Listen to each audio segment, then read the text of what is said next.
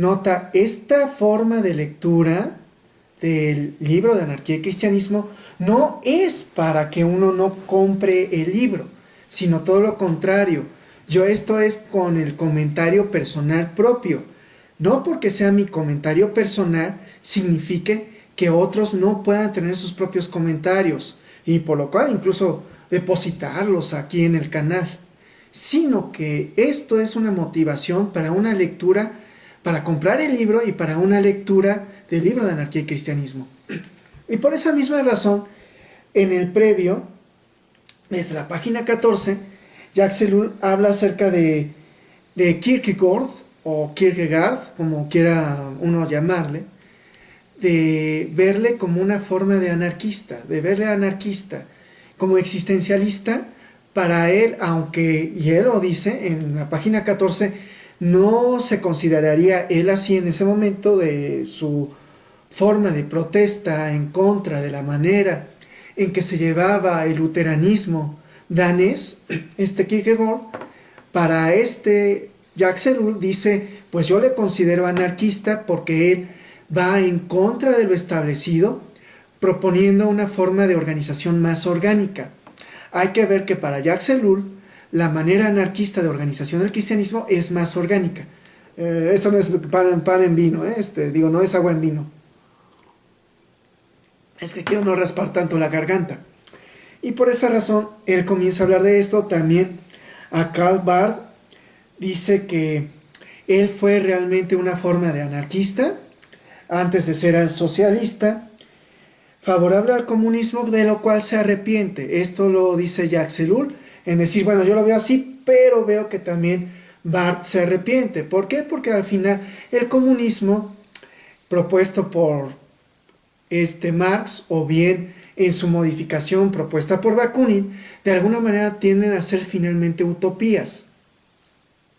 Y por esa misma razón se ven como inalcanzables.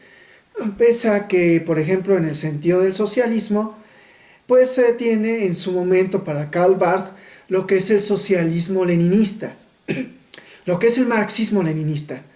Y para el marxismo leninista, como para el anarquismo de Bakunin, tenemos lo que sería realmente una forma de contradicción con el cristianismo.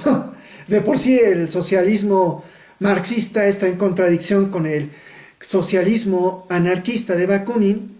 Bueno, no sé si lo dije bien. El socialismo marxista con el socialismo bakuninista se encuentran en contradicción y en continua disputa, pues ambos se encuentran, bueno, no ambos, sino el socialismo leninista y el socialismo anarquista se encuentran en contradicción con el cristianismo. Y aún así, hay formas de propuesta de no contradicción. La teología de la liberación y lo que incluso previamente vimos por parte de Jacques Ellul, pues se encuentran en no contradicción. Y por causa de esa no contradicción, pues realmente se tiene que ver a ambos movimientos, tanto el cristianismo como el anarquismo, por ejemplo, o el socialismo, ya sea el de Marx o ya sea el de Bakunin, modificables de tal manera como incluso Lenin modifica, por si alguien dice, es que no se modifica. No, sí se modifica, aún pese a que los leninistas digan ser lo más ortodoxo del socialismo, es una forma de modificación porque es su propia forma de interpretación de Marx, por ejemplo, para el caso del socialismo marxista, o bien de Bakunin para el caso del socialismo anarquista. ¿Cómo es esa modificación?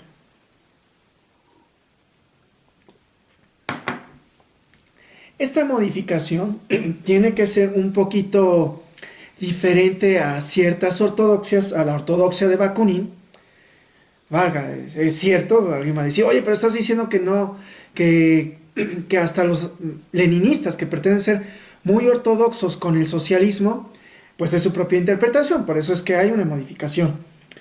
Para el caso del cristianismo, vamos ahorita por parte del cristianismo, hay que hacer cierta modificación de lo que es el cristianismo. Esto se puede apreciar por parte de los neotomistas, por ejemplo, que uno de ellos, el más célebre en este momento por parte de los de YouTube, es su administrador del canal de Adictos a la Filosofía, en que él viene por ser muy ortodoxo, viene en cierta manera a modificar en esa ortodoxia, aparte de lo que es el cristianismo, en decir, bueno, es que Dios, para proponer lo existente, que es lo que viene a refutar Bakunin, o viene a refutar Marx, él dice, bueno, pues yo vengo a defender la existencia de Dios y a decir por qué existe Dios de una forma de lógica aristotélica, pese a que digamos que no, pero es una lógica aristotélica de fondo, o booleana, vamos a decirlo de esa manera dicha, para los ingenieros en electrónica o bien para los matemáticos muy matemáticos, en teoría de conjuntos, teoría de grupos, etcétera, lógicos, de filosofía lógica, viene a partir de decir, bueno, vamos desde la lógica aristotélica, de la reducción al absurdo. Reducción al absurdo es, ok, vamos a partir de su contradicción, de aquello que yo quiero demostrar. ¿Y cómo es partir de la contradicción? Administrador diría, pues vamos a partir desde Tomás de Aquino, desde Santo Tomás. Santo Tomás en Suma Teológica, en su lectura, dice, yo voy a partir de la inexistencia de Dios. Por lo cual, de todos los argumentos de la inexistencia de Dios, yo parto, no parte él, parte Santo Tomás de Aquino, y a partir de ahí dice, pues vamos a verificar si realmente se encuentra estas célebres contradicciones, estos célebres Dios no existe. Y desde allí dice este autor, este youtuber, y tanto, no solamente él, dice él, sino Santo Tomás de Aquino, encuentra, Dios sí existe.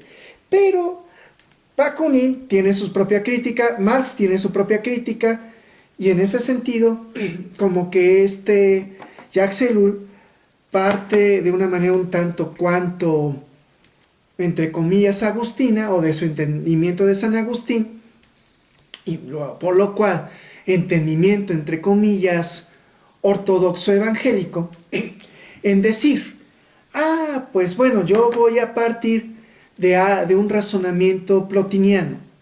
De hecho, no lo dice Jacques Ellul, pero lo dice de una manera un poquito arañando, o bien embarrando lo que es el razonamiento de las señales de Plotino, que ya, si no lo he dicho aquí, él es un neoplatónico, pagano, pero pagano monoteísta, en que él trata de llegar al uno, y del uno dice que hay un desprendimiento. Para él, el desprendimiento del uno son los dioses.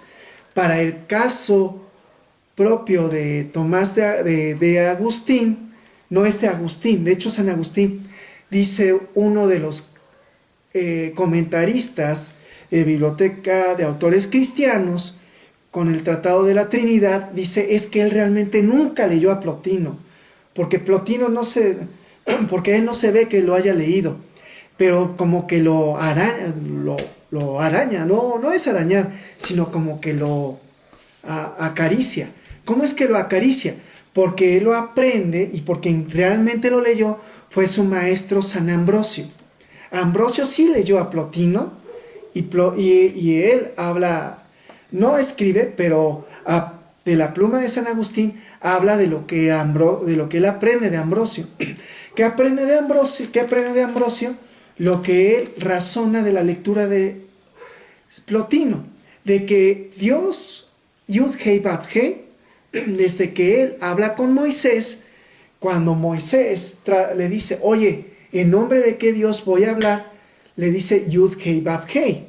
Y como que incluso los rabinos actuales dicen, ¿y quién es Yud Hei Vav Hei? O sea, ¿a qué se refiere esto? Algunos actuales dicen, no, es que se refiere al gran yo soy. No, porque el verbo ser en el hebreo no existe. Esto me lo llegó a decir este propio Raúl Martín Cruz Mireles, en el sentido de cuando Dios se presenta con Moisés, se traduce como yo soy el que soy, pero se traduce así como para tratar de comprender qué es lo que Dios le está diciendo a Moisés. Los judíos, que ellos no tienen el español ni el griego, dicen, no se refiere al verbo ser, porque el verbo ser en el hebreo no existe. Entonces, ¿a qué se refiere? Raúl me dice, bueno, se traduce como el eterno. Se traduce ahora así como diría este propio, déjame recordar su nombre, este propio Mario Saban, pensaría, se traduce como el Dios del Ein Sof, este Yud Hei Vav Hei. Pero el Yud Hei Vav Hei es el Dios de la Merkabah. Luego, esta forma de Dios, tanto de la Merkabah como del Ein Sof, es uno, encontrándose en la presentación de a Moisés. El Dios de la Torah se presenta así a Moisés. Este Dios de la Merkabah, que para Saban es el Dios de la Torah, se presenta como una forma razonada por otros rabinos, como el Dios de la Torah, el Dios del Ein Sof. En ese sentido dicho, uno dice, pues uno de la Merkabah, y uno del Ein Sof, uno de la Torah, para Plotino, como pagano, que no conoce de la ley dicha por Moisés, pero con base al rabino Saulo de Tarso, es decir, al apóstol Pablo, en Romanos 1 al 2 dice, es que lo dice con base a lo que acaricia de la Torah escrita en su mente o en su corazón, en el sentido de ese Dios, de Dios revelándose. Y para él, en ese sentido dicho, este Dios de la revelación es este uno plotiniano. Este uno, o sea, si se dan cuenta, lo dije de manera muy bíblica, el uno, como comentario bíblico, por así decirlo. Y ahora, con base a esto, vamos a leer en la página 15 hasta concluir. Bueno, si no, por lo menos hasta concluir la 15 y poco a poco vamos. Pero al lado de los nombres ilustres, de los intelectuales, de los teólogos, no hay que olvidar los movimientos populares. La existencia constante de esos humildes que viven otra fe, otra verdad, que la proclamada por las iglesias oficiales. Por eso él está rescatando a Kierkegaard como un anarquista y que debían directamente del evangelio sin desencadenar movimientos colectivos, humildes testigos que mantenían la verdadera fe viviente y que podían practicar sin ser perseguidos por heréticos, con tal que no hicieran escándalo. En consecuencia, no es un verdadero descubrimiento lo que hoy voy a exponer.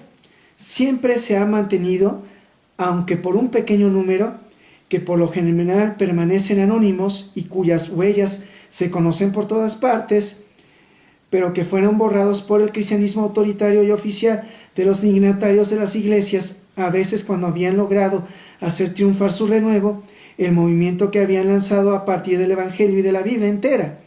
Se deformaba muy rápido y entraba de nuevo en las vías del conformismo oficial.